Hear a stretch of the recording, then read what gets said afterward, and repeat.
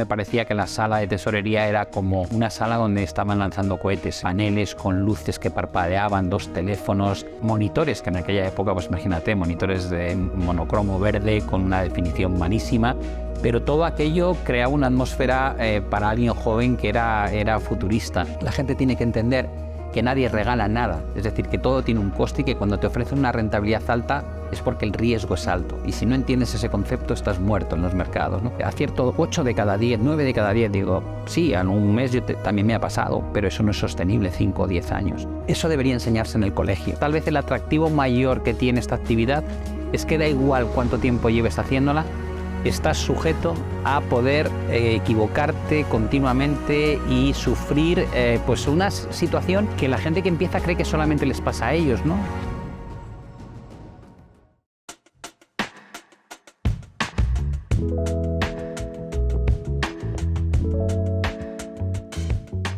A mí me gusta mirar el mercado lo primero de todo, con lo cual digamos, la mecánica para mí es según bajo y me preparo el café, mientras me bebo el café lo que hago es revisar cómo han cerrado las bolsas en Estados Unidos, en Asia, cómo abre Europa, miro dónde están las principales materias primas. Al final siempre quieres buscar referencias concretas de activos, ¿no? El petróleo, el oro, la plata, gas natural, todo aquello que realmente está teniendo un impacto desde el punto de vista macroeconómico. En cada momento no es siempre lo mismo, ¿no? Ahora mismo estamos preocupadísimos por el petróleo y el gas natural, pero no siempre ha sido así. Con lo cual buscas esa foto rápida que realmente, si tienes la suerte de llevar mucho tiempo, como me pasa a mí, que llevo pues casi 4 décadas, el proceso de análisis es rapidísimo, ¿no? Entonces en 15 minutos, en 20 minutos ya tienes una foto creada de cómo arranca la jornada, ¿no? Revisas cómo van tus posiciones, ¿no? Tanto de trading como tus inversiones. Las inversiones evidentemente cambian menos. Y luego están las noticias, ¿no? También haces una recopilación de titulares. Para eso, bueno, pues fuentes como Bloomberg o como Reuters son las que yo suelo utilizar principalmente. Te vienen los titulares y ahí hay que tener cuidado porque empiezas con las 5 cosas importantes o las 10 cosas importantes y a medida que vas navegando descubres que se abre un árbol de decisión y cada artículo que lees menciona algo que te puede interesar, con lo cual yo voy acumulando. A veces mi hijo pasa por el ordenador y me dice, ¿cómo puedes tener 34 pestañas de Chrome abiertas o de Opera o de lo que sea?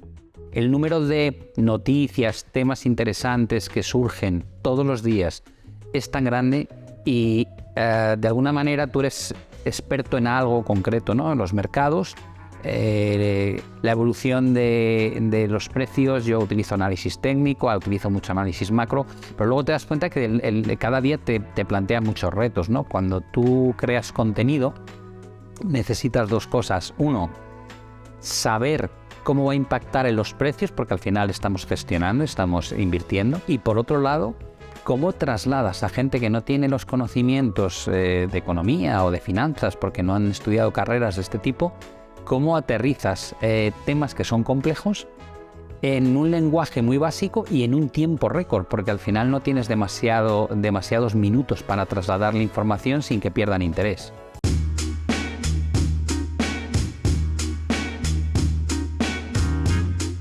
Yo creo que uno llega aquí como llega cualquier persona que lleva casi 4 décadas dedicada a algo, ¿no? Al final, a mí me encanta cuando escuchas a los iconos de distintas disciplinas, ¿no? Me acuerdo cuando hablaba Paco de Lucía de cómo dice, yo toco todos los días 8 o 9 horas, ¿no? Y dices, no aprendes y dejas de aprender, estás siempre entrenando, estás siempre practicando, estás siempre intentando superarte. Yo con 20 años tuve la suerte, mientras estudiaba la carrera de empresariales, de poder entrar a hacer prácticas en verano en Banco Santander, ¿no? Y descubrí un mundo que no sabía ni que existía, ¿no?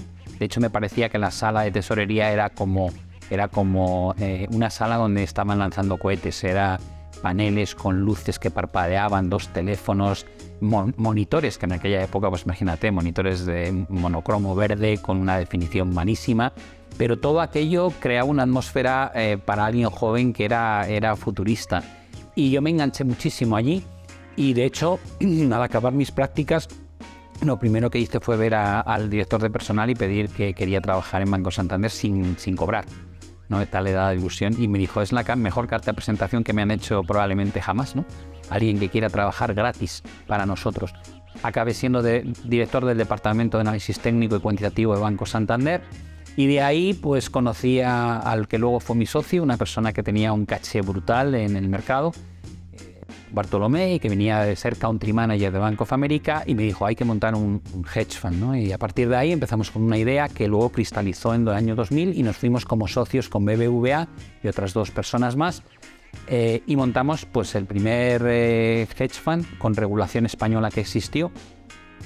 Y bueno, tuvimos todas las experiencias que se toman cuando haces algo para lo cual crees que estás preparado, pero no estás preparado, ¿no? Y nosotros, para te das una idea, teníamos como 4 gestores y una persona para el back office, ¿no? Y acabamos siendo como 2 ventas, 2 de apoyo para hacer la operativa, 4 o 5 middle office y 2 gestores. Gestionar un fondo propio tiene unas dificultades mucho mayores que cuando trabajas para una entidad financiera, ¿no? O para un fondo de inversión que tiene pues una infraestructura que ayuda. Y de ahí acabamos vendiendo nuestro fondo al banco. Y en ese año de no competencia que tuvimos, que nos permitía estar en casa cobrando pero sin trabajar, pues fue cuando nació esta última etapa, ¿no? Yo descubrí lo que era el inversor particular y el interés que tenía en gestionar su propio patrimonio, y navegando por internet pues me quedé fascinado de la cantidad de engaño que había, ¿no? La cantidad de gente que vendía cursos, vendía libros, vendía recomendaciones, pero que jamás se habían ganado la vida gestionando desde el punto de vista profesional. Y fue un poco la rabia de voy a sacar una página web gratuita que se me va a aprender a operar, fue mi primer proyecto, para contar la verdad de esto, ¿no? Esto no es fácil, se pierden muchas más veces de las que se gana. La gente tiene que entender que nadie regala nada por nada, es decir, que todo tiene un coste y que cuando te ofrecen una rentabilidad alta es porque el riesgo es alto. Y si no entiendes ese concepto, estás muerto en los mercados, ¿no? Y a partir de ahí, pues muchos brokers empezaron a contactar conmigo, que les gustaba mucho el contenido. Pero la realidad es que yo acabé con XTB porque fueron los únicos que, de alguna manera, no intentaron cambiar mi mensaje, ¿no? Yo creo que siempre he sido muy crítico y empezaba los cursos diciendo una frase que evidentemente para un jefe de ventas no es la más idónea, que era algo así como bienvenidos a este curso donde os voy a enseñar a perder despacio.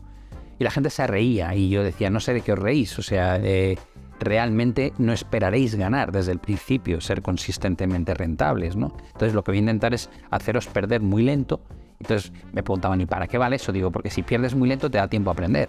Si pierdes muy rápido te quedas sin dinero y la aventura no te genera más que la frustración. Esto es como un máster. El máster te cuesta, estás 1 o 2 años, te cuesta un dinero y al final sabes más. Bueno, pues hay que plantear el aprendizaje de esta manera. ¿Tiene un coste? Sí, pero un coste asumible. Y mientras tanto ganas tiempo para adquirir conocimientos que te dejen en una posición de salida que luego sea, pues, mejor para conseguir llegar. Y no llegan todos, porque esto es como si yo pregunto, ¿y mi hijo puede dedicarse al tenis? Dices, bueno, pues dependerá de su forma física, cuántas horas juegue, el talento que tenga, la condición. Es decir, hay mil cosas, ¿no? Entonces la gente me dice, ¿cuánto voy a tardar en ganar dinero? Digo, es que igual no lo ganas nunca. E igual sí, pero no es tan sencillo. La gente que piensa, voy a poder vivir del trading, yo siempre digo, el 85% de la gente no. Del trading, de la operativa de corto plazo, no. Ahora, ¿puedo rentabilizar mis ahorros a largo plazo siguiendo una metodología razonable? Por supuesto, claro que sí. Entonces, se mezclan muchos conceptos, ¿no? La gente está muy confundida. La gente ha llegado a la extraña conclusión de ¿me puedo retirar invirtiendo mis pequeños ahorros en el mercado sin tener ni idea de nada? Ahora, ¿qué ocurre? Pues que están descubriendo que pierden un 75% de lo que invirtieron. El mayor cambio que hay es que antiguamente conseguir información era algo casi imposible y a día de hoy el mayor problema es filtrar la información. Cuando yo al principio quería saber cómo funcionaba un mercado, un producto, yo recuerdo que no existían las cotizaciones en tiempo real como se conciben ahora, ¿no? Ahora la información es totalmente inmediata y el bombardeo es continuo y se ha convertido en un commodity. Antes era un tesoro el tener esa información. Lo que hace es que la gente cree que está preparada para participar de este mundo, ¿no? Sin preparación previa. Ahora no, ahora es inmediato todo. Y cuando te expones, cuando tú das tu opinión, que yo la doy con muchísima frecuencia, soy consciente de que hay gente que entiende perfectamente lo que hay detrás de esa decisión o de ese comentario o de esa simplemente opinión personal, dados los datos, pero hay otra mucha gente que no, que lo que quiere es dime lo que va a ocurrir y qué bien cuando aciertas y qué malo eres cuando fallas, ¿no? Existe una crítica casi que es extrema, ¿no? Es blanco o negro. Hay muchas veces que aciertas y hay muchas veces que fallas. Y yo, por ejemplo, repito mucho a mi audiencia, les digo, acierto solo la mitad de las veces y siempre se sorprenden, ¿no? Y te dicen, ¿cómo puedes llevar casi 40 años dedicado a esto con cargos de responsabilidad acertando la mitad de las veces? Digo, pues es sencillo.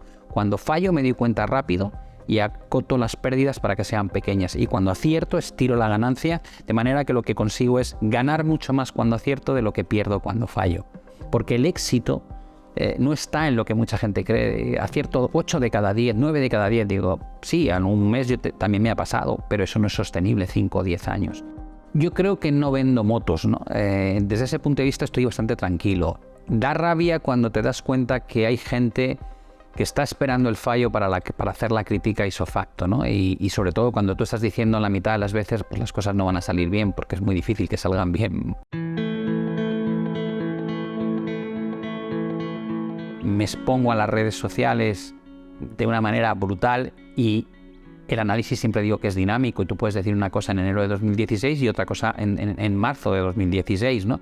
¿Por qué dices? Pues porque la pandemia nadie sabía que iba a surgir, con lo cual tienes que adaptarte, nadie sabía que iba a haber una guerra en Ucrania.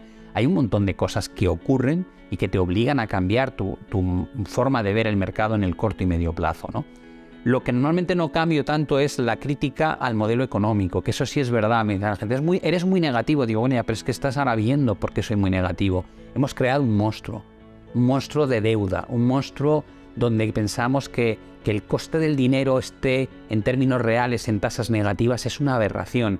Cuando tú metes en una hoja de cálculo un tipo de interés negativo, te da error. Es decir, la gente no es consciente porque el ser humano se acostumbra a vivir el presente y proyectarlo hacia el futuro y dejas de cuestionarlo. Y ahora estamos pagando el precio en forma de inflación. Y ahora que a la gente le duele en el bolsillo, la crítica al modelo económico de repente es como que se convierte en algo visualmente muy fácil de entender. ¿Qué ocurre? Que la solución todavía es más dura, ¿no? Porque dile tú ahora a una persona que paga lo que paga por la energía, ¿no? Por la gasolina, por la luz, por el gas, por la comida. Tú dile, la solución es que nos suban los tipos de interés, que además pagues más por la hipoteca y por los préstamos y que como consumidor te sientas totalmente ahogado. Y cuando dejes de consumir, entonces la inflación va a bajar. Eso sí, vendrá con una recesión económica. Todo eso es un lenguaje que a mí me gusta contar porque es la realidad de lo que hay, pero se oculta. Lo ocultan los políticos porque no vende, lo ocultan los bancos centrales porque evidentemente tienen que reconocer parte de su culpa. Y esa crítica sí que la llevo haciendo desde hace muchos años y no la he cambiado. Pero no hay que confundir la crítica al modelo económico con la opinión sobre lo que va a hacer la bolsa o lo que va a hacer los bonos o las divisas.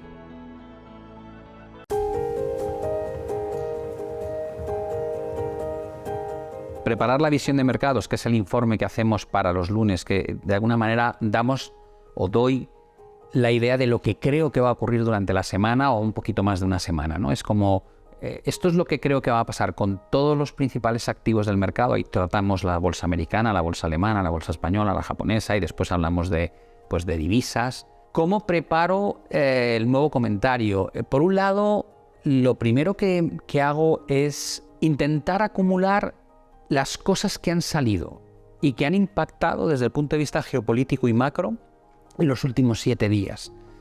Es decir, y de hecho lo incluyo en el informe, hago una página donde resalto como si fuesen titulares qué ha pasado con el coronavirus. En este caso afecta a China porque es el que ha estado con el confinamiento. Luego me voy a Europa, miro todos los datos que han salido, miro qué declaraciones ha hecho responsables del Banco Central Europeo al respecto. Veo si los datos son mucho peores en unos países que en otros. Normalmente nos centramos mucho en cómo va la inflación, cómo van las encuestas de PMI, cómo va el crecimiento económico. Después hago lo mismo con Estados Unidos y lo voy seccionando en bloques. Miro Japón, miro China y luego tengo que hacer un repaso de la situación que se vive con la guerra en Ucrania. Normalmente la guerra en Ucrania, lo que más me importa para este informe es los impactos económicos, ¿no? Hay nuevas sanciones, cómo responde Rusia, qué está haciendo China, cómo el centro del problema es la crisis energética desde la perspectiva económica, cómo está afectando a petróleo, a gas, qué está pasando con los cereales. Eso sí, digamos, sería como el conjunto de cosas que ocurren que tengo que sintetizar en una página, porque es lo que voy a contarle a la audiencia. Y saco también el calendario económico, y de ahí saco algunos gráficos que creo que son muy fáciles de leer, aunque no sepas nada de economía, ¿no? Si el coste de fabricación ha subido un 30% de un año a otro, pues yo les explico, esto es muy sencillo. Si tú tienes una empresa y te sube un 30% lo que cuesta fabricar lo que hagas, o lo trasladas a la inflación, que es subo los precios, o tu otra opción es comerte esa subida de coste, entonces tienes menos margen de beneficio. Ambas cosas son muy malas. O lo paga el consumidor final o lo paga la empresa. Entonces gana menos y no es tan justificable que tenga esas valoraciones bursátiles. Una vez tengo el bloque geopolítico y económico desarrollado, me tengo que meter realmente con otra cosa que gusta mucho, que es yo saco lo que llamo una píldora semanal. La píldora semanal es intentar ofrecer un poco de cultura financiera sobre temas que puedan ser muy relevantes. Y hay veces que digo temas relacionados como ¿cómo se calcula la inflación? Está todo el mundo en el telediario hablando de la inflación. Digo, bueno, pues si supieseis que esa inflación está mal calculada, ibais a alucinar, porque probablemente sea casi el doble de lo que veis. Cuando tú llevas los gastos de casa, si te molestas en apuntarlos en una hoja de cálculo, yo lo hago. Yo sé cuánto pago de gas, de agua, seguros, una serie de cosas. No ha subido un 8% el coste en España. Ha subido muchísimo más. Y tú lo ves en tus carnes, ¿no? Entonces, les explico cómo se calcula la inflación mal y por qué es un cálculo estadístico y no real, y que además se calcula año contra año. Entonces, les pongo ejemplos para que vean cómo se ha evaporado la capacidad adquisitiva de su billete de euro a lo largo de los últimos años. Y la gente se queda flipada, ¿no? Dices, un 2% anual es estabilidad de precios. Digo, sí, eso significa que cada 10 años tu dinero vale un 22% menos. Y claro, llama la atención porque dicen, bueno, ¿y cómo evito eso? Digo, pues se supone que invirtiendo y ganando más de un 2%. Así es como consigues no perder, ¿no? Pero es fácil eso, digo, no, las cuentas corrientes ya no dan nada. La gente prefiere que les des pescado, y yo prefiero que aprendan a pescar, ¿no? El aprender a pescar lleva mucho tiempo. Tú y cualquiera de nosotros somos inversores desde prácticamente el momento en el que empezamos a trabajar. Y ese tal vez es un concepto que se escapa para mucha gente, ¿no? Dice, yo no invierto, a mí la bolsa, a mí. Digo, no lo has entendido. Cuando digo que eres inversor es que tú vas a ganar dinero cuando empieces a trabajar y tienes que pensar en cómo planificas tu futura jubilación, aunque sea dentro de 50 o 60 años. Eso quiere decir que tal vez quieras contratar un plan de pensiones y a partir de ahí tienes que decidir si ese plan de pensiones lo quieres en renta variable, en renta fija, un mixto, en donde quieres que inviertan. Los bancos te van a llamar continuamente para ofrecerte productos. Necesitas tener una mínima formación para saber si lo que te están vendiendo es algo que les interesa a ellos o realmente tiene interés para ti. Tienes que comprar una casa. ¿Cuándo es el mejor momento de comprarla? ¿Tienes que financiarla a tipo variable o a tipo fijo? Son decisiones que probablemente marcan una gran diferencia de cómo va a ser tu patrimonio en el futuro. Y sin embargo, a esas decisiones tan cruciales la gente presta muy poco interés. Y toman las decisiones al final un poco de forma arbitraria, ¿no? Es tomar decisiones coherentes a medio y largo plazo con tus ahorros y tu patrimonio.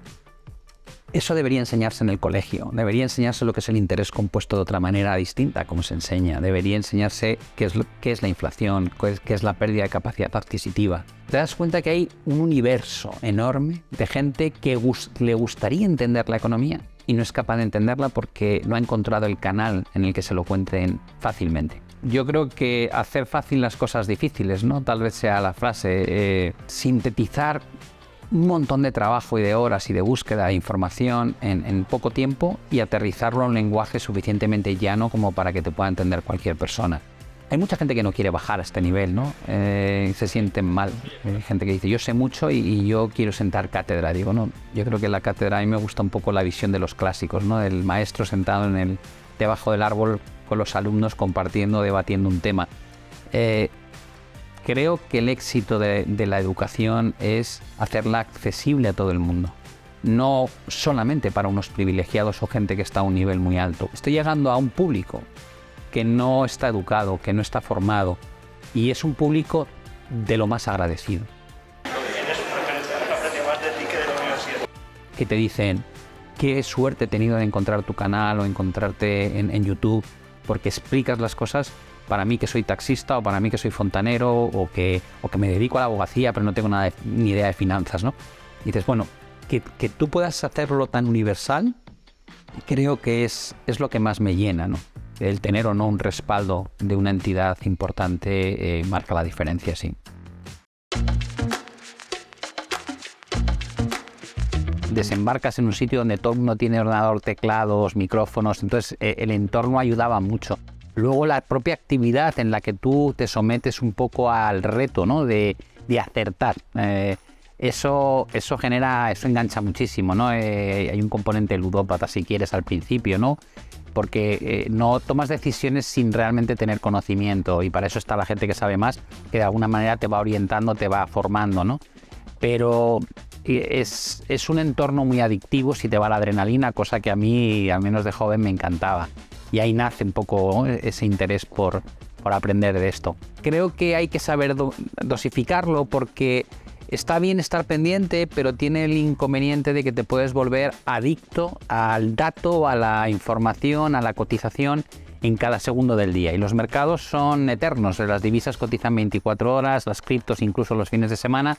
Entonces tienes que saber dosificar y sobre todo prestar la atención al espacio temporal en el que tomas las decisiones. Si alguien está invirtiendo a largo plazo, como mucha gente dice, ¿qué diablos hacen mirando 3 o 4 veces al día cómo cotiza la bolsa española? No tiene sentido. Si por el contrario eres un trader de corto plazo, claro que tienes que estar delante de la pantalla y todo te impacta y todos los minutos son importantes en tu toma de decisiones. Yo creo que he aprendido a aceptar que muchas veces no me van a salir bien las cosas y que hay rachas malas. Esas rachas malas son inevitables, da igual el tiempo que lleves, ¿no? Este es tal vez el atractivo mayor que tiene esta actividad, es que da igual cuánto tiempo lleves haciéndola, estás sujeto a poder equivocarte continuamente y sufrir pues una situación que la gente que empieza cree que solamente les pasa a ellos, ¿no? Que llevo perdiendo un tiempo, es que llevo 2 meses sin ganar dinero. Digo, sí, bueno, y tú y todos. La diferencia es que en ese túnel negro en el que te metes, yo sé que hay luz detrás, y mucha gente que está dentro del túnel pierde la esperanza y empieza a hacer estupideces, y el túnel se vuelve cada vez más oscuro hasta que finalmente no hay salida, ¿no? Entonces, intentar solucionar una mala racha haciendo apuestas cada vez más arriesgadas, ¿no? O perder la paciencia, probablemente sea uno de los errores de los que más he aprendido, ¿no? Tú dices, no te están saliendo, has comprado y esto baja, has vendido y esto sube. Digo, bueno, ya, pero tu metodología la llevas aplicando décadas. Sabes que a veces el mercado entras a pie cambiado y luego es muy difícil reengancharte, pero que si perseveras y sigues manteniendo el foco y teniendo confianza en ti mismo, tarde o temprano va a llegar una racha buena, ¿no? Y el tiempo al final te demuestra que eso es así. Lo que pasa es que, claro, si no has vivido ese proceso varias veces, no tienes la experiencia que te dice, sé paciente. Creo que la paciencia y la disciplina son las dos virtudes que mejor definen un buen trader, ¿no? Al margen de cualquier otra cosa.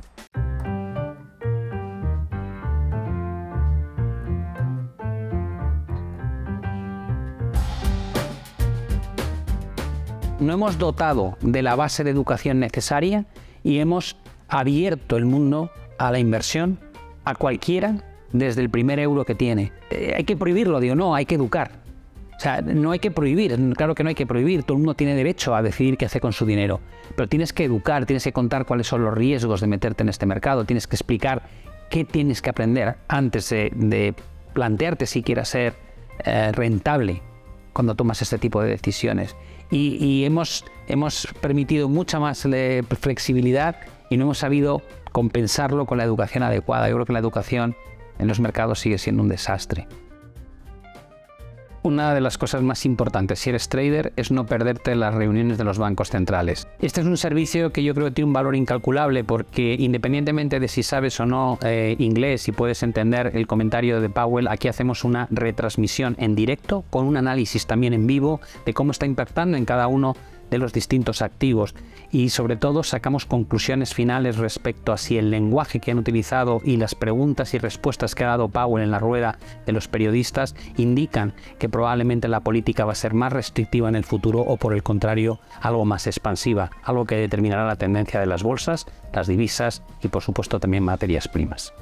La primera plataforma que es crucial para mí a la hora de emitir este tipo de retransmisiones es la que me permite pues pasar por escenas, ¿no? Cuando quiero mostrarme a mí hablando al público, cuando lo que quiero realmente es migrar y traer todo el análisis de la plataforma que está aquí a la izquierda, como veis aparece en la ventana de la derecha, cuando es Powell el que tiene el protagonismo porque está hablando, como pasa en este momento, lo que me interesa es traducir en vivo lo que está diciendo. Estoy pendiente de los comentarios que hacen los clientes en los canales tanto de España como de Latinoamérica. A veces hay incluso más de 5.000 personas. Y por supuesto, junto a la declaración de Powell hay un statement que lo tengo en la pantalla de aquí arriba. Es decir, que tengo que conseguir migrar aquí para comentar lo que está ocurriendo en términos de predicciones que tenían hace 3 meses respecto a las actuales y cómo queda impactado eso en los distintos gráficos y cómo no el dot plot. Uno de los gráficos que más importa porque nos dicen qué opinan todos los consejeros y cómo es la dispersión desde el punto de vista de consenso de mercado. A la izquierda lo que tengo es un apoyo de CNBC por si acaso los datos tardan en salir en algún otro sitio, tener un backup y por supuesto comunicación con un técnico por si acaso el sistema no funciona. Esto más o menos se repite a lo largo de un proceso de 2 horas y cuarto, donde tienes que estar simultáneamente hablando, analizando, comentando y traduciendo en vivo. En este momento creo que nadie más lo está haciendo y es un valor indiscutible que aporta pues XTB al mercado. Yo siempre digo que la suerte va ligada al esfuerzo, ¿no? Cuanto más te esfuerzas, cuanto más estudias, cuanto más horas echas a cualquier cosa, más suerte puedes tener en el futuro de que te sonrían los resultados. Por desgracia, el último año y medio ha hecho un daño terrible a la industria, ¿no? Hemos visto cómo se ha inundado de traders jóvenes que yo lo he vivido en casa, tengo hijos en esas edades entre 17 y 27 años y lo he visto, cómo se ha convertido en un tema de conversación en la mesa y es muy difícil, ¿no? Sin ser agorero decirles os estáis equivocando, esto dura lo que dura, va a ser tremendo cuando os devuelvan a la realidad, ¿no? ¿Qué esperas al final? Lo que yo espero es que cuando hagan una locura de estas pues lo hagan con 100 euros y no como vea gente que pone 10.000. Lo primero que tienen que entender es que que no es lo mismo ser inversor que ser trader. Ese es el primer concepto. Inversor somos todos. Todos tomamos decisiones importantes en el plano financiero a lo largo de nuestra vida y es fundamental que entiendan por qué hay que saber invertir para que esa depreciación del dinero que va a ocurrir sí o sí, pues evidentemente les afecte lo menos posible o la consigan combatir por completo. Trading es otra cosa. Trading es una actividad que requiere el estar muy pendiente de los mercados. Tienes que cumplir con ciertos requisitos de conocimientos. Tienes que saber cómo funcionan los mercados de divisas, qué son las criptomonedas, en base a qué funcionan. Tienes que saber cómo se mueve la bolsa, qué son las valoraciones, cuál es el entorno macroeconómico. Y lo más importante de todo, que a pesar de saber eso, tienes un porcentaje altísimo de fallo, ¿no? El mercado se mueve por sentimiento y es algo que yo paso horas y horas a la semana intentando explicar a la gente. Un mercado no se mueve por valoración. Si se moviese por valoración no habría burbujas, no habría crash bursátiles. La valoración es simplemente un nivel de equilibrio hipotético al que deberías tender y donde casi nunca está el mercado. Entonces fluctúa sobre ello, ¿no? A veces por encima, a veces por debajo. Lo que define el mercado es el conjunto de traders, el conjunto de inversores. Somos máquinas de pasar una y otra vez por las mismas fases. Cuando el mercado está muy mal, sentimos pánico. Anteriormente hemos sentido miedo, antes desconfianza. Y en el lado positivo pasas a tener pues esa sensación de ya no está tan mal, ahora ya no estoy desconfiado, ahora estoy confiado, ahora estoy entusiasmado, ahora estoy eufórico, ¿no? Y son las fases de mercado y se repiten desde la burbuja del tulipán, ¿no? Hace 300, 400 años la estamos viendo y no ha cambiado porque el ser humano intrínsecamente es así. Entonces la gente me dice, los mercados no se parecen en nada. Digo, sí, es cierto, no se parecen, pero somos los mismos los que colocamos las órdenes de mercado y lo hacemos en base a los mismos sentimientos, ¿no? Que es lo que en Estados Unidos llaman los animal spirits. Bueno, hemos vivido la euforia durante año y medio. Por desgracia, la euforia atrae muchísima gente que no sabe a este tipo de inversiones y después de la euforia todos sabemos lo que pasa, ¿no? Aquí el aspecto psicológico pesa mucho más que cuando eres inversor de largo plazo. Pero cuando eres inversor de largo plazo, pongamos un ejemplo actual que se va a entender muy bien, ¿no? La bolsa no lo está haciendo bien este año, yo creo que va a bajar bastante más.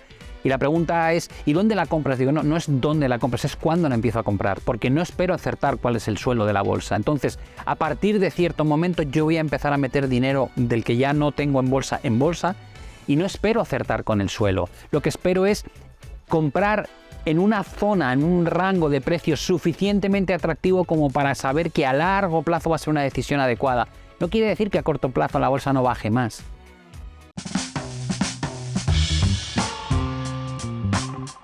Yo creo que uno aprende muchísimo de observar los errores que ha cometido en el tiempo, ¿no? Eso tal vez sea... yo siempre digo que habría que llevar un libro de bitácora de decisiones de inversión o de trading que uno ha tomado a lo largo de su vida, porque ahí está la clave de qué errores cometo de forma recurrente y qué aciertos también tengo de forma recurrente. Y una vez tengo localizado eso, puedo potenciar lo bueno e intentar reducir lo malo, ¿no? La ayuda de ejemplos de gente que lo hace bien te ahorra un montón de sufrimiento y muchísimo tiempo, ¿no?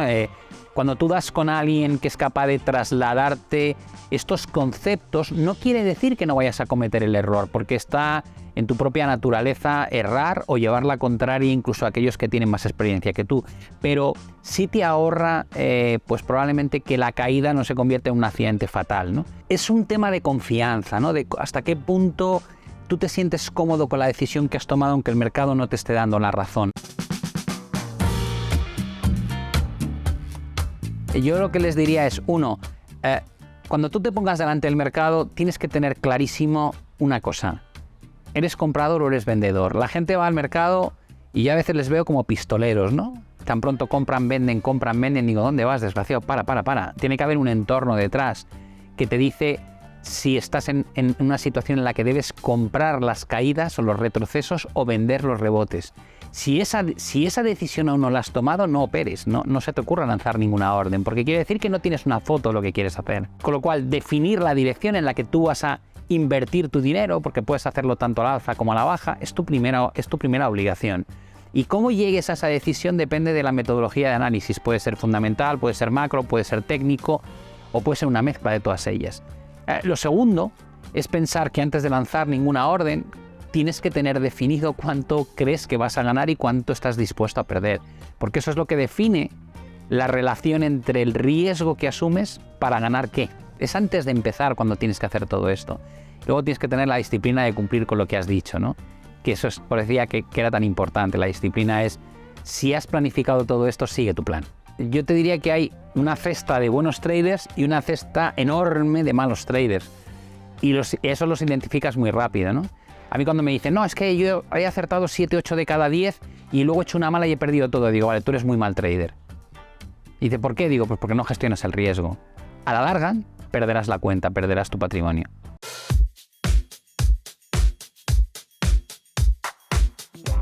Es todo gestión de riesgo.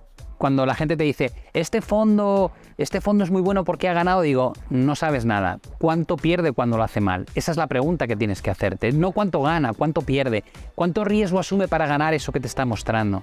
Porque claro, si un fondo gana un 30% y un 20% y un 30% y cuando pierde un 70%, es un fondo horroroso. Porque para eso me compro un ETF sin coste, sin comisión. Si tú entiendes y asumes que la mitad de las veces te va a salir mal, no te cabe duda que gestionar la pérdida del 50% se convierte en algo vital. ¿Qué ocurre? Que la gente dice, no, yo es que voy a acertar 8 o 9 de cada 10, el riesgo no me importa. Digo, es que partes de una base muy mala. Es que te estás equivocando de negocio. Yo he tenido la suerte de vivir en un mundo donde he conocido pues, traders de todo tipo, ¿no? Y de bancos como Goldman Sachs o como Morgan Stanley o como Santander. Y al final dices, ¿son infalibles? Digo, no, ni muchísimo menos. Para nada. Todo lo contrario. Lo que pasa es que es gente que reconoce muy rápidamente dónde está el fallo o el error, lo cierra y estira los aciertos, ¿no? Con lo cual, la gente que no sabe y que te dice que aspira a hay veces que los ves y dices, estás viviendo un sueño, ¿no?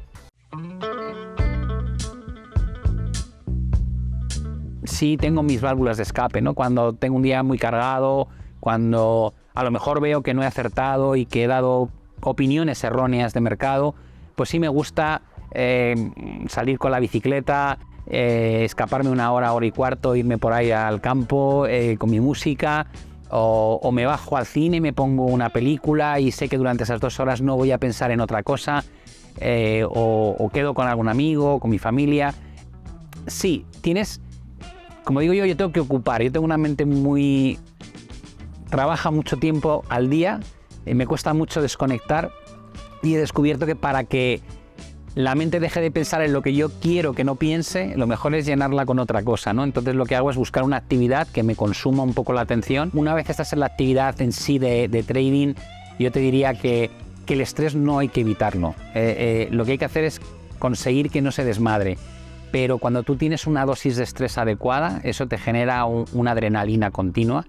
Por eso es agotador. A veces que acabas, yo me acuerdo que en aquella época acababas la jornada y llegabas a casa y cuando te daba de repente el bajón y te quedabas hecho polvo, ¿no?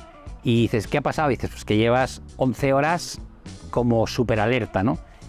Sobre todo en los periodos de crisis, ¿no? Cuando las cosas se mueven en porcentajes disparatados todos los días, es súper exigente. Entonces sí, cuando la gente me dice, yo soy un tío súper tranquilo, digo, tampoco es bueno. Yo creo que hay que conseguir ese término medio, ¿no? De estar alerta, de disfrutar de ese punto de adrenalina y de controlar de que no se dispare para que no te haga tomar decisiones que sean absurdas y de las que te arrepientas luego.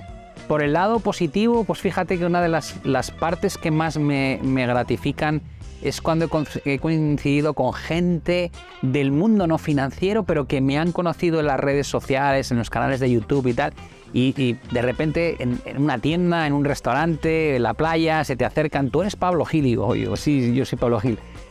Te agradezco muchísimo, hice esta operación o me salí a tiempo, o he aprendido a tal, he diversificado y gracias a eso mis situaciones, pues es muy agradable, ¿no? Cuando alguien te viene a decir que le has mejorado la vida de alguna manera con algo que has hecho desinteresadamente o de forma gratuita. El mercado siempre tiene razón, tú nunca. Es decir, el mercado es una sucesión aleatoria de números que tú interpretas en patrones y que responden a sentimientos en base a una situación macroeconómica o fundamental. El mercado nunca está equivocado. De hecho, una de las frases más bonitas en el mundo de la economía, que lo decía Keynes, es: el mercado puede estar mucho más tiempo equivocado que tu solvente, como dando a entender que por mucho que tú intentes decirle al mercado lo que tiene que ser, el mercado actúa como es la suma de todas las opiniones de los inversores que hay en el mundo. ¿Cómo van a estar equivocados?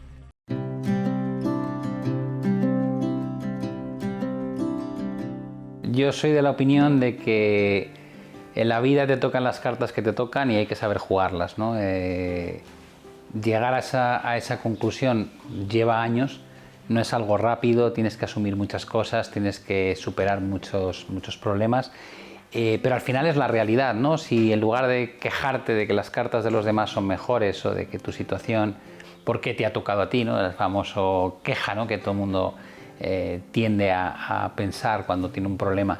Te planteas cómo adapto mi vida a la situación que tengo y cómo consigo hacer lo que otros hacen de forma natural, pues de una forma más complicada, pero eso no quiere decir que no puedas hacerlo, ¿no? Cuando decides jugar a ese juego en lugar de quejarte, cuando en el momento en que aceptas esa realidad y que por mucho que la critiques no va a cambiar, empiezas a ganar terreno, ¿no? Empiezas a darte cuenta que la felicidad está al alcance de la mano. Y en el caso de los mercados, pues te ocurre lo mismo, ¿no? Es como un poco pensar, tal vez las cosas no salen bien como uno espera al principio, pero eso no es motivo para desanimarse, ¿no? Es parte de ese proceso de aprendizaje, es un proceso de asimilar que estás en inferioridad de condiciones y qué tienes que hacer para mejorar tu posición en términos relativos, ¿no? Cuando tienes una enfermedad degenerativa, pues ves el mundo con otros ojos, ¿no? Yo siempre digo que aprecias las cosas que damos por hecho, que nos merecemos o que son derechos y no lo son, ¿no? Levantarte por la mañana sin ningún problema, sin ninguna deficiencia de ningún tipo, sin dolores, pues eso es un regalo. El problema es que como casi todo el mundo vive en esa circunstancia, no se aprecia, ¿no? Luego tienes un accidente o alguien tiene un accidente y queda postrado en una silla de ruedas o con dolor crónico o en una cama sin poder moverse, y en ese momento sí descubre la maravilla que tenía entre las manos o que ha tenido entre sus manos toda la vida y que no ha aprendido a apreciar, ¿no? Por desgracia siempre se echa de menos lo que no se tiene.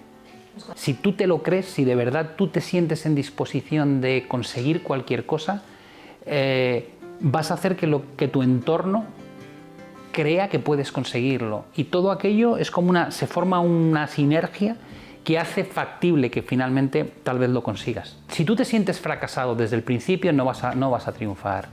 Es materialmente imposible que si tú crees... Hay gente que llega un momento en que la racha mala les lleva a creer que el mercado les observa, que hay una cámara, que cuando ellos compran el mercado baja y que cuando ellos venden el mercado sube porque alguien avisa, ¿no? Ya vendidos, a comprar todos. Esa obsesión que se genera es una falta de confianza plena en uno mismo, ¿no? Y es cuando buscas culpables, cuando echas la culpa al broker, al amigo que te ha dado la recomendación o a cualquier otra cosa. Y lo que tienes que hacer es decir, deja de mirar hacia afuera si el problema lo tienes tú. Y tienes que creerte que eres capaz de superarlo. No quiere decir que porque te lo creas vayas a ganar dinero sistemáticamente, ni muchísimo menos. Pero para ganar dinero de forma recurrente tienes que tener confianza en que el método que has establecido para hacer esas inversiones es un método que funciona más veces de las que falla, ¿no? Y eso es algo que tienes que conseguir a base de repetir una y otra vez los mismos procesos. Yo creo que la repetición es lo que te da la confianza final en que estás en el camino adecuado para con el tiempo llegar a tener éxito en este tipo de tareas. Yo cada vez que entro al despacho a hacer este tipo de actividad me lo tomo como un reto. Es simplemente ver si soy capaz un día más de batir al mercado, de tomar decisiones correctas y de compartirlas o de explicar. A veces no se trata solamente de invertir, se trata de contar conceptos, ¿no? Se trata de trasladar algo que tú has tardado mucho en adquirir como conocimiento de forma sintetizada en apenas 15-20 minutos. El mundo ha cambiado un montón y la gente, pero no solamente en el trading, seamos francos, antes para expresar una opinión tenías que haber sido alguien que destacaba en tu campo y solo entonces pues accedías a la radio, a la televisión y expresabas, comunicabas al mundo. Ahora no, Internet ahora es un altavoz para cualquiera. Sigo muy ilusionado por transmitir educación, ¿no? Financiera. Creo que es muy bonito, como te decía antes, el llegar a poder explicar a gente que en otras circunstancias le cuesta mucho comprender estas cosas, pues con un poco de tacto, decir, mira qué bien, he conseguido colocar unos conceptos muy interesantes en mentes de gente que no tiene nada que ver con el mundo de economía. Y luego tengo pendiente acabar un libro, bueno, de hecho 2 libros, me gusta pensar que puedo sacar cursos, es decir, yo toda mi vida me he planteado retos. Creo que el camino a la felicidad es esas pequeñas metas que vas consiguiendo, ¿no? Creo que hay demasiadas cosas por hacer y para entretenerse y divertirse como para querer de repente dejar ya de aprender.